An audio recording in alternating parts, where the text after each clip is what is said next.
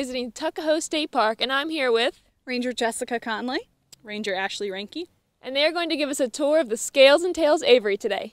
So can you tell us where we are right now and what bird we're looking at? Well, we're on the outside of our aviary, and this is the smallest bird in our collection. He's actually a falcon. So this is an American kestrel, one of the smallest types of falcons we have in North America.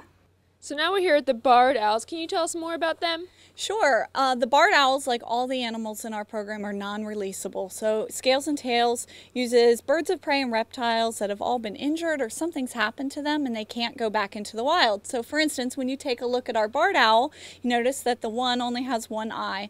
Fortunately, he was probably hit by a car vehicle. When people throw trash out their car window, it attracts small animals and rodents to the side of the road. Then these guys go hunting there, and he was likely hit by a car. One thing you might notice when you're out in our state parks, we don't have any trash cans. And that's because our parks are trash free. So when we visit, we ask that everything you bring in, you take home again. And that's a good thing to keep in mind even when you're traveling in your car. And that's one way you can help protect wildlife. It's a very small, simple action, but not littering is great for protecting wildlife. Can you tell us about the great horned owl and how he ended up here? Sure. So another reason that some of the animals make it into our program is something called imprinting. So what that means is they're raised by people. So they're not raised by their moms and dads teaching them how to hunt and protect themselves and things like that. And they get used to being with people. And so that doesn't make it very good for living out in the wild. They don't know how to hunt. They don't know how to survive out in the wild. So they end up in our program because, again, they can't survive out in the wild. And that is what our great horned is here. Nothing physically wrong with him, but it's more of a mental thing in that he's used to having his food handed to him and things like that. So what should people do if they encounter a baby animal that looks like it's been abandoned? Great question. Yeah, if you come upon an animal, our natural desire is for us to take care of it, but actually the best thing for you to do is actually to just leave that animal right there. Leave wildlife wild. You don't know, its parents could have left it there. You know, with deer, a lot of times they'll have their fawns kind of hunkered down and bed down while they're out looking for food. Animals like our birds of prey, they'll do the same type of thing. They'll leave their animals be while they go out and get food. So the parents could be coming right back for them. And like we said before, it's going to be much better for them to be raised by their own parents than for us to intervene and step in. Can you tell us, do your birds here have names? Traditionally, the Scales and Tails program has not named our animals. However, that policy is changing, and we are looking at naming some of these animals. We realize that public perception has changed. I think we understand, everyone knows that something like a majestic bald eagle is not a pet. And because they are our ambassadors, we feel like to show respect and care for these animals, we have begun to assign very thoughtful names. For instance, our eagle behind us, he's kind of the star of our Scales and Tails program. We often like to name bald eagles after presidents. Only one president ever hailed from Pennsylvania, and that was Buchanan, and that's where this eagle was found. He was injured up in Pennsylvania, so we named him after Buchanan, the president. We call him Buck for short. So we're here with the red-shouldered hawk, and when you get them, how can you tell if they're male or female? It's hard to tell just by looking at them. Generally, in the raptor world, in the birds of prey, the males will be smaller than the females. Females will be about a third larger, so it's hard to tell just by looking at them because they'll have the same feathers.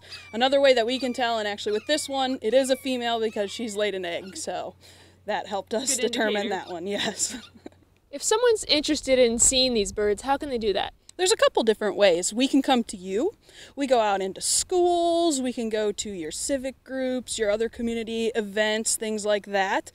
We also go to fairs or bigger events like that. We are slotted to be at the Queen Anne's County Fair again this year on, I believe, Thursday and Friday.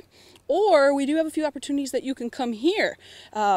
Every weekend from Memorial Day to Labor Day, we have our aviary tours, which a lot of times includes maybe a little behind the scenes or the feeding time, which people tend to love. And then we generally do our photo shoot as well, where we put the birds out in a more natural area, and photographers from all over the area come down and take pictures kind of in their more natural environment. And we're hoping to have one of those this fall as well. So how can people get involved and help with the Scales and Tails program? Sure. Scales and Tails relies entirely upon program service charges. So when we come out to your school or to your civic group, we do have service fees that we have to charge. And we rely on donations because these charges and donations pay for the care and feeding of these animals. It's not taxpayer funded. So we really need people to make donations. Our friends of the Tuckahoe and Upper Eastern Shore State Parks collect donations for the Scales and Tails animals. It also covers our vet fees. And if someone wanted to actually come out and volunteer, could they do that? Yes, we take volunteers. Volunteers serve a number of roles. Actually, right behind us, you see all these gorgeous Christmas trees lining our aviary. They're forming a windbreak, and volunteers donated their Christmas trees this year after the holidays to provide a windbreak. We mulched some up for trails, and we're using others for fish habitat. So that's one way. Other volunteers come in, take the Scales and Tails training, learn how to handle the animals like we're doing today. Cleaning up poop, feeding the animals, doing programs with the public, or serving behind the scenes as well in the aviary. So there are a lot of ways people can get involved and help with our Maryland wildlife. In addition to birds, what other kind of animals do you have here? The Scales and Tails program also uses native reptiles as well. We have reptiles in our program because we want to promote awareness of the many benefits that all different types of reptiles can play out in our environment and how important they are. So here I have with me a hognose snake. Would you like to touch the hognose snake? Very good, very good. You can see nice, harmless snake. This snake will only eat toads. So unless you're a toad, you don't have to be worried. Nothing to be afraid of. Yep. So for another native reptile, what do we have here? Here we have with us our diamondback terrapin. Now this is actually the state reptile of Maryland. So when you think Maryland and a lot of our mascots, generally people will think about the diamondback terrapins because they're the university's mascot.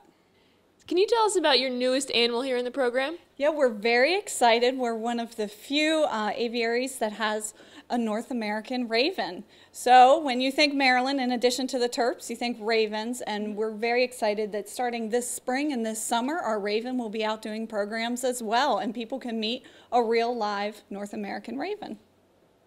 Thank you both for giving us a taste of the Scales and Tails program today, and if people wanted to find out more information, where could they go? We ask that you visit our website. It's going to be at dnr.maryland.gov, and that's where you'll visit to find our calendar of events, schedule a program for us to come to your school or your group, or if you'd like to even learn more about volunteering or donating.